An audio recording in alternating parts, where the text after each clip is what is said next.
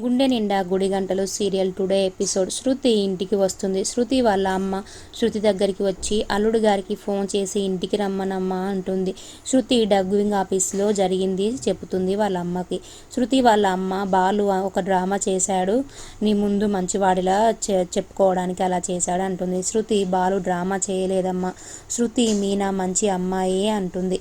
శృతి daddy చేసింది తప్పు అంటుంది. శృతి మీనా మీద దొంగతనం పెట్టి నన్ను ఇక్కడ ఉంచుకోవాలని అనుకుంటున్నారు డాడీ అంటుంది. శృతి పాపం రవి వర్కర్స్ రూమ్లో ఇబ్బంది పడుతున్నాడు అంటుంది. మనోజ్ గుడి ముందు అడుక్కుంటుంటే మీనా గుడి దగ్గరికి వచ్చి మనోజ్ను చూస్తుంది. చూసి బాలుకి ఫోన్ చేసి బాలు గుడికి రమ్మని చెప్తుంది. బాలు గుడికి వచ్చి చూసేసరికి మనోజ్ బిచ్చగాడిగా చూసి, రే ఏంటిరా ఇలా అడుక్కుంటున్నావేంటి? మనోజ్ బాలుని నీ కారు మీ పూల కొట్టు చల్లగా ఉండాలి, డబ్బులు వెయ్యి అంటాడు.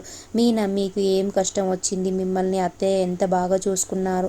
బాలు అమ్మ ఎలా పెంచిందిరా నిన్ను, నువ్వెంత బాగా చదువుకునేవాడు, ఇలా ఆడుకుంటున్నావేంటిరా అని ఈ బాలు మనోజ్ను ఇంటికి తీసుకొని వెళ్తాడు. మనోజ్ ఇంటికి వెళ్లే ముందు టవల్ కప్పుకొని ఇంట్లోకి వెళ్తాడు. ప్రభావతి ఈ బిచ్చగాన్ని ఇంట్లోకి తీసుకొచ్చారు, వీని దగ్గర అంతా కంపు స్మెల్ వస్తుంది, అసలు వీణెందుకు తీసుకొచ్చారు అంటుంది. అప్పుడు బాలు ఎవరో తెలిస్తే నువ్వు షాక్ అవుతావమ్మా అంటాడు.